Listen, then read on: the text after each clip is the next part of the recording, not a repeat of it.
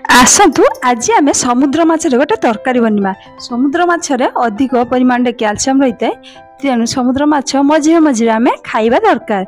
यही माछर तरकारीटे बनैला बेले तार बासना भात खाइबा इच्छा हुए, भोक न लगुले भात खाइबा इच्छा हुए। तेणु यही भाव में समुद्र माछर तरकारी निश्चित ट्राए करंतु, जहाँकि भल भाव जदि बनई आमर यही तरकारी तेबे भात सरी जाइथिबो थाली किंतु तरकारी रही जाइथिबो, कारण यही तरकारीर बासना जमीती बहुत भल, तार स्वाद मध्य बहुत बढ़िया। नमस्कार दर्शक बंधु, मिष्टी किचन को आपण मानकु बहुत बहुत स्वागत।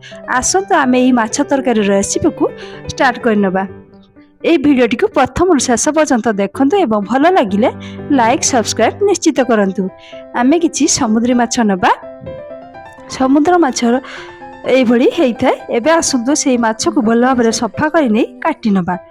एभली भाबरे मु काटि भल भाबरे धोइ नेछि। सेति पई मसला हिसाब रे नेछि पियाज गोटे बड़ी पियाज को एभली काटिछि, 5 ରୁ 7 कला रसुण, अदा किछि, सरिष गोटे चमच, हाफ चमच जीरा।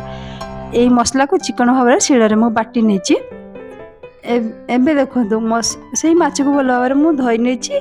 आमे सेही माछर परिमाण अनुसार लूण किछि दबा एवं हलदी किछि दबा।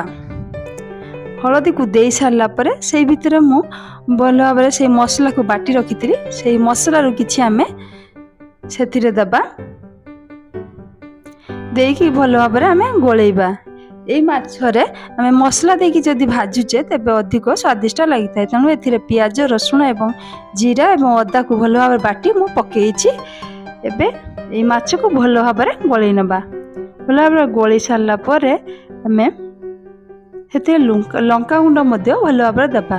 माछर टिके राग हेले लूण लंकार परिमाण जदि समान मात्रा रे हेबो तेबे माछर स्वाद अधिक आसी थाए। तेणु एई भली भाबरे आमे सेही माछ को गोळेइ नबा। गोळेइ सारला परे सेतिरे किछि लंका गुंड आमे दबा। देखंतु मसला सहित माछ भल भाबरे मिसी गलानी। सेही भितरे आसंतु गोटे कड़ाई बसई नबा। कड़ाई मध्य गरम हो गला, सेतिरे किछि तेल दबा।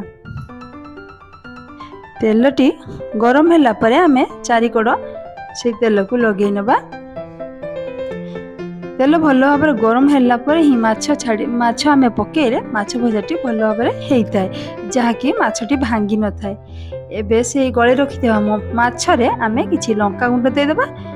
आउ किछि समय आमे याको गळे देबा। लंका गुंडटी जेमिति माछ सहित भल भाव मिसी जिवो। एबे देखंतु मो माछ को भल भाव गळे नेली। सेही भितर हमर तेल मध्य गरम हो गलानी।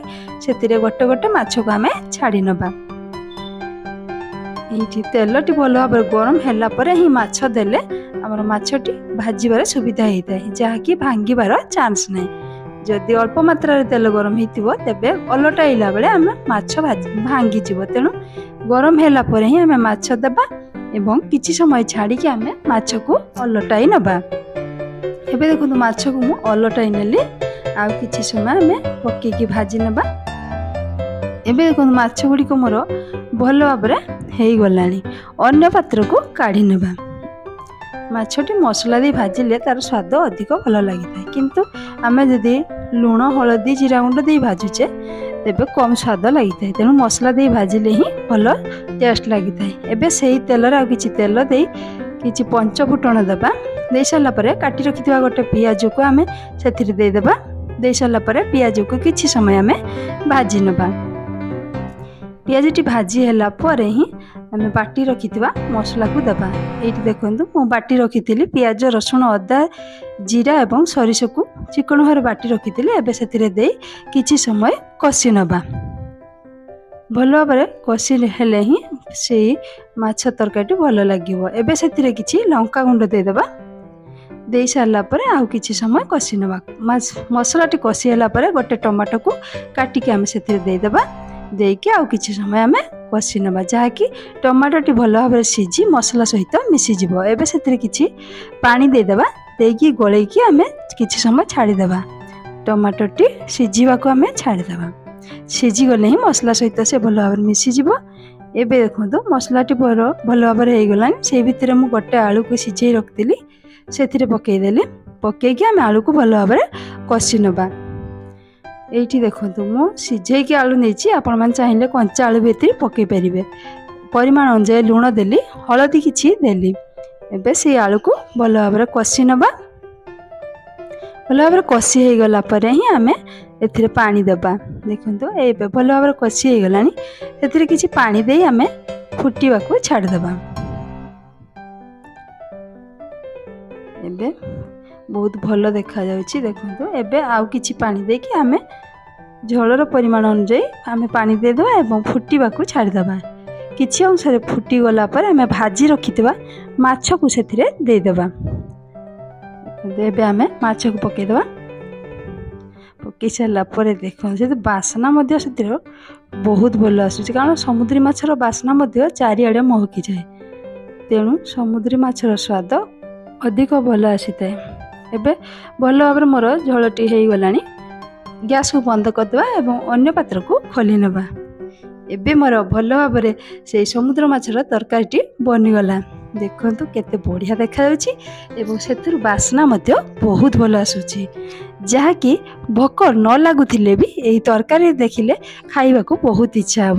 କାରଣ ଏଇ ମାଛର ସ୍ୱାଦ ଏତେ ଭଲ ଯେ ଯାହାକି ପାଟିରୁ ଛାଡ଼ି ହେବ ନାହିଁ। କିନ୍ତୁ କେହି କେହି ଲୋକ ସମୁଦ୍ର ମାଛକୁ ପସନ୍ଦ କରନ୍ତିନି, କିନ୍ତୁ ଏଥିରେ ଅଧିକ ପରିମାଣରେ କ୍ୟାଲସିୟମ୍ ରହିଥାଏ। ମଝିରେ ମଝିରେ ଆମେ ଖାଇବା ଦରକାର। ତେଣୁ ଏହିଭଳି ଭାବରେ ସମୁଦ୍ର ମାଛରେ ତରକାରୀଟେ ନିଶ୍ଚିତ ଟ୍ରାଏ କରନ୍ତୁ। ମୁଁ ତ ଭାବୁଛି ବହୁତ ଭଲ ଲାଗିବ, କିନ୍ତୁ ଆପଣମାନଙ୍କୁ କେମିତି ଲାଗୁଛି କମେଣ୍ଟ ବକ୍ସରେ ଲେଖି ନିଶ୍ଚିତ ଜଣାନ୍ତୁ। ବର୍ତ୍ତମାନ ପାଇଁ ରହୁଛି ବାଏ। ପୁଣି ଆସିବି ନୂଆ ଭିଡ଼ିଓ ନୂଆ ରେସିପି ସହ। ଜୟ ଜଗନ୍ନାଥ।